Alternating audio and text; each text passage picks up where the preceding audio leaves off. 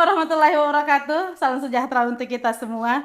Halo sahabat religi, kembali lagi kita di podcast Sipa Karewa. Wadah kita untuk saling sapa, saling berbagi cerita dan pastinya saling menginspirasi. Bersama saya Yuniati Yusuf yang akan menemani obrolan seru kita pada hari ini.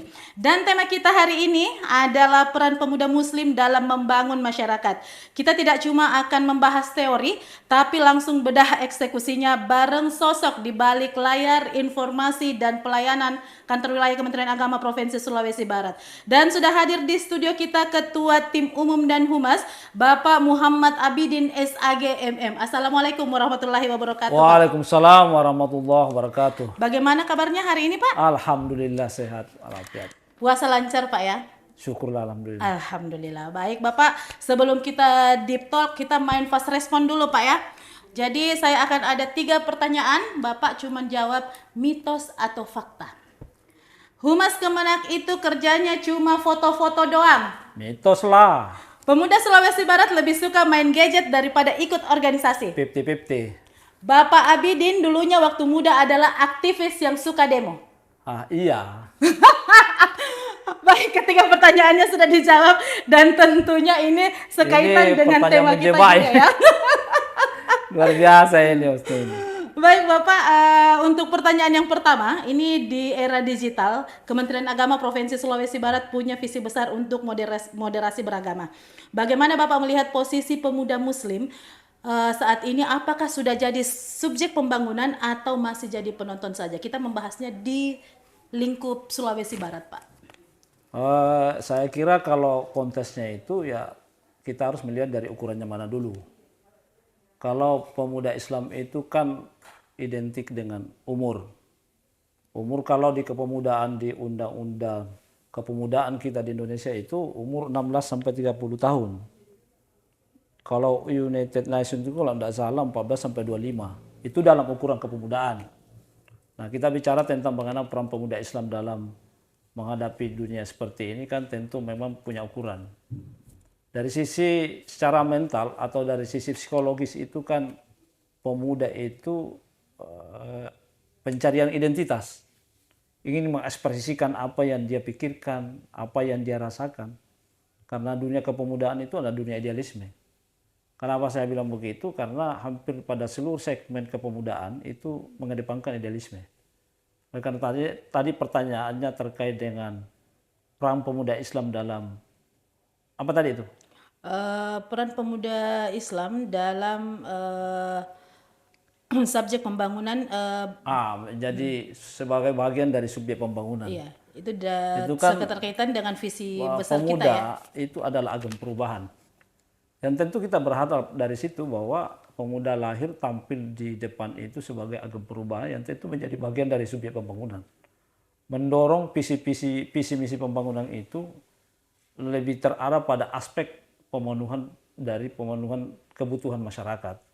Apa sih sebenarnya yang menjadi bagian dari kepentingan masyarakat untuk keterlibatan pemerintah dalam hal ini misalkan secara umum pemerintah daerah misalkan seperti apa nanti ke depannya ya tentu dari apa yang menjadi bagian dari visi misi itu. Dan pemuda khususnya pemuda Islam harus mampu menyambut dari visi itu untuk dikembangkan. Saya kira dari situ sebenarnya harus ada ukuran.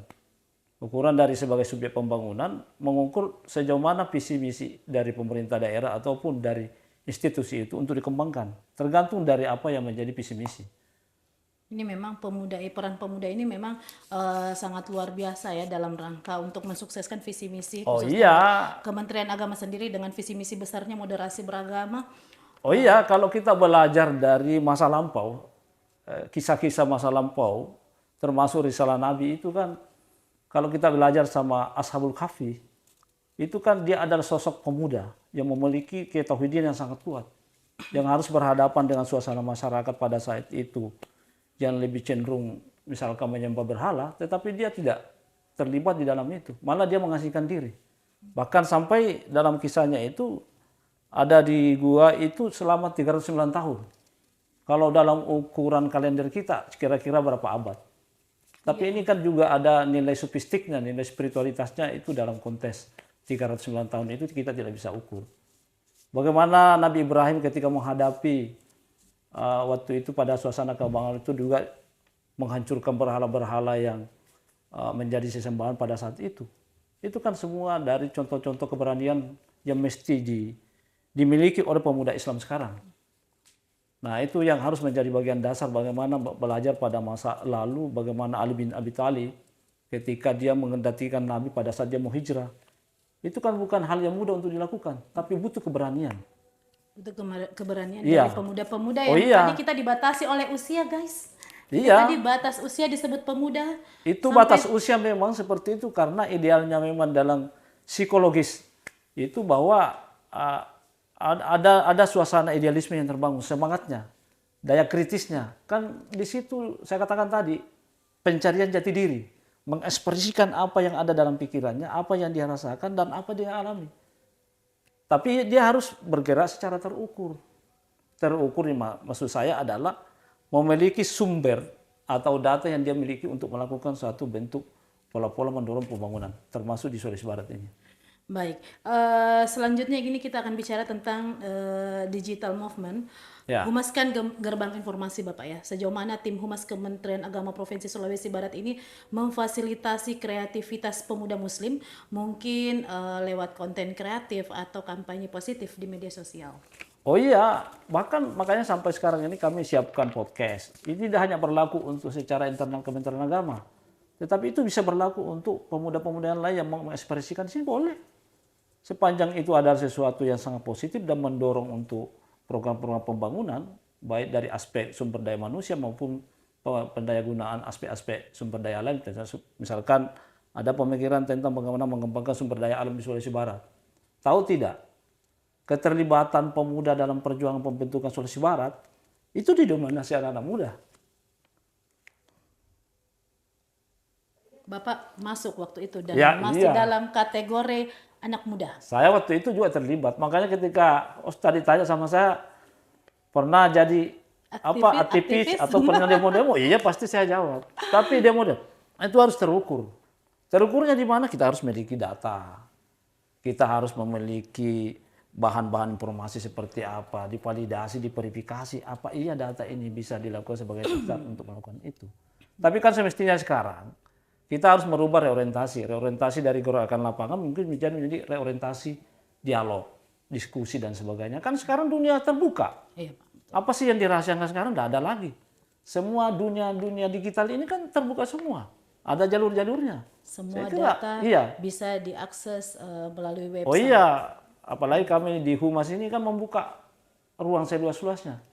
Termasuk penyedia podcast ini kan bukan untuk umum saja, bukan untuk internal saja, tapi untuk seluruh kalangan. Ketika memang ada ini, misalkan kita Ingin libatkan. sharing informasi Bapak ya boleh. Oh iya, malah saya berpikir kita harus mengukur produktivitas penyuluh agama yang masih umur usia muda. Itu penting. Karena disitulah sebenarnya masa-masa idealisme yang terbangun. Kalau misalkan sudah punya keluarga kan agak sudah mulai berubah pikiran. Sudah tidak bisa begadang. Sudah mengurangi diskusinya. Mungkin itu untuk beberapa orang Bapak ya. Iya, ini kan Kalau persoalan. di kami Pak, makin tua makin jadi. Oh gitu ya. Nah, itu penting. Makanya perlu disemangati itu. Tapi itu dia tadi. Bahwa pemuda itu ada agen perubahan. Kita berharap dari situ tampil pikiran-pikiran yang cemerlang untuk masa depan. Dari generasi muda ini kita berharap ada inovasi-inovasi yang mungkin nantinya untuk kemajuan ya. Oh iya. Terlebih lagi mungkin untuk kita di Kemenak sendiri dengan banyaknya isu-isu keagamaan yang kadang hoaks, Bapak berbau hoaks, itu menjadi tantangan juga untuk kita di Kemenak. Itu seperti apa Bapak untuk menangkis berita-berita hoaks yang sering beredar yang seterkaitan dengan keagamaan? Saya kira bukan hanya persoalan tanggung jawab Humas ya. Untuk menyampaikan counter, misalkan ada pemberitaan-pemberitaan yang tidak fair dan tidak seimbang, saya kira bukan juga persoalan Humas. Malah kita melihat lebih strategis kita berdayakan teman-teman penyuluh agama yang masih usia sangat produktif. Karena dia bersentuhan langsung dengan lapangan. Dan penyuluh agama tidak boleh istilahnya itu, gagap teknologi ya, atau istilahnya apalah itu, ya dia harus melihat teknologi ya. Karena sekarang ini kan dunia digital. Kalau hanya sekedar untuk menyampaikan melalui masyarakat secara manual, sekarang bukan lagi saatnya. Iya masih diperlukan, iya. Tetapi sekarang kan tantangannya di dunia digital, dunia medsos. Nah, bagaimana kita menghadirkan, saya kira harus pemuda Islam ini harus tampil dan cukup memiliki pengetahuan yang mumpuni di bidang keagamaan. Kalau itu yang kita mau sasar. Kan serangan-serangan, apalagi sekarang kan misalkan anggaplah ada gerakan-gerakan radikal, ekstrim dan sebagainya. Pemuda Islam harus tampil sebagai orang yang moderat, yang mampu menjaga komitmen kebangsaan, toleransi terhadap seluruh penghargaan, penghormatan terhadap hak keberagamaan. Harus Saya dimulai kira di situ. dari anak muda Bapak ya. Oh iya, Baik, selanjutnya ini kita mau ngobrol tentang Common Ground. Program kerja di tim umum dan humas kan sangat padat Bapak.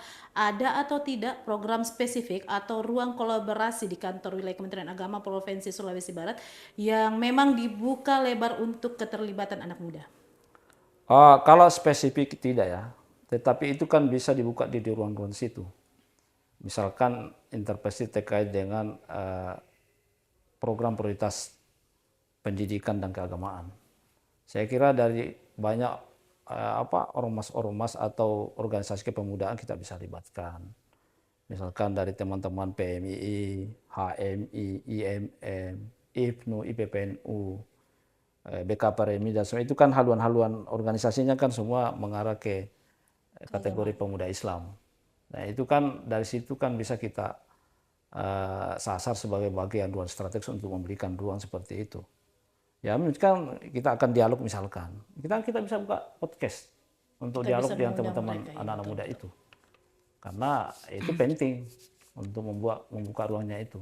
Tapi secara spesifik dalam program itu, ini kita kan diintervensi oleh melalui program pusat.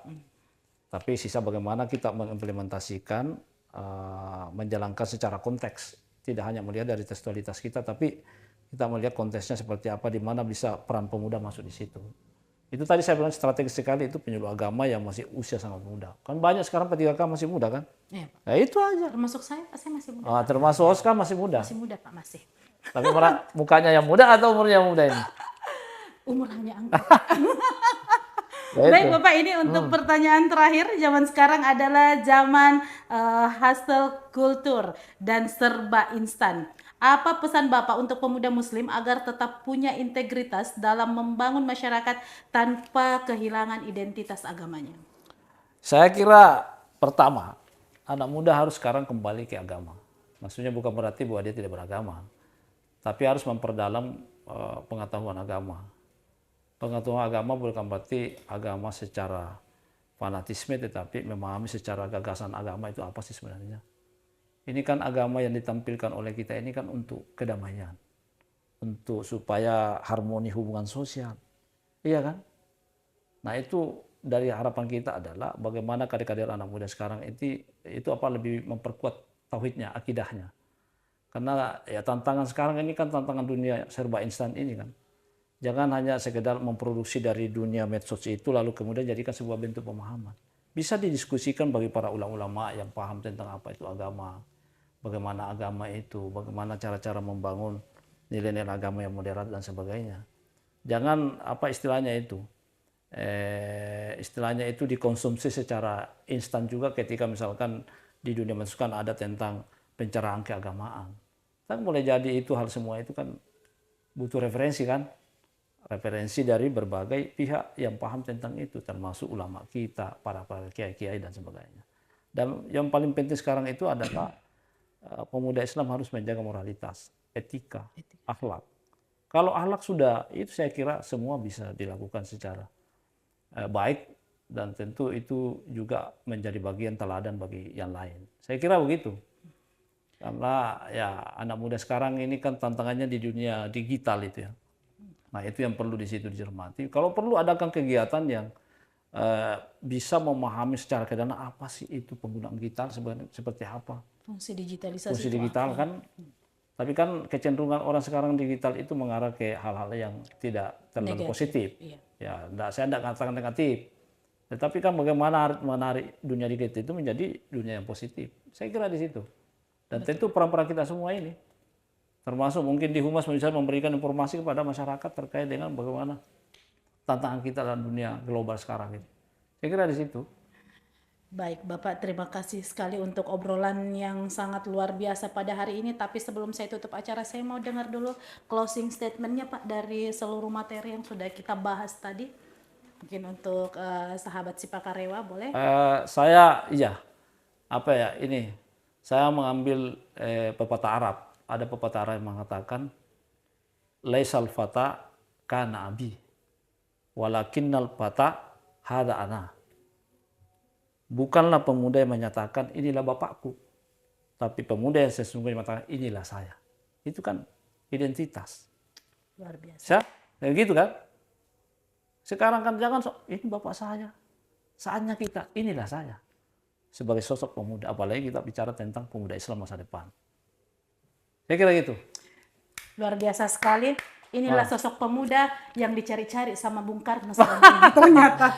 Ini kan biasa saja nih. Baik, tidak terasa obrolan kita bersama dengan Bapak Abidin sudah di penghujung sesi. Saya membuat kesimpulan pemuda muslim itu bukan cuma soal ibadah personal, tapi bagaimana kita bisa menjadi solusi dan konten positif di tengah masyarakat, didukung penuh oleh keterbukaan dan juga tentunya tim Humas Kemenak Sulbar ya. Baik, terima kasih banyak Pak Abidin atas insight-nya hari ini. Sukses terus untuk tim umum dan Humas, dan tentunya untuk sahabat religi jangan lupa stay connected and stay inspired. Saya Yuniati Yusuf pamit undur diri. Saya ucapkan terima kasih untuk segala perhatian dan mohon maaf untuk segala kekurangan. Terima kasih untuk seluruh kru yang bertugas hari ini. Dan jika Anda merasa bahwa video ini berguna, maka silahkan bagikan, berikan jempolnya, dan tentunya berikan komentar yang membangun. Sekali lagi terima kasih, sampai jumpa, selamat melanjutkan ibadah puasa dan selamat menantikan saat berbuka puasa. Assalamualaikum warahmatullahi wabarakatuh, salam sejahtera untuk kita semua.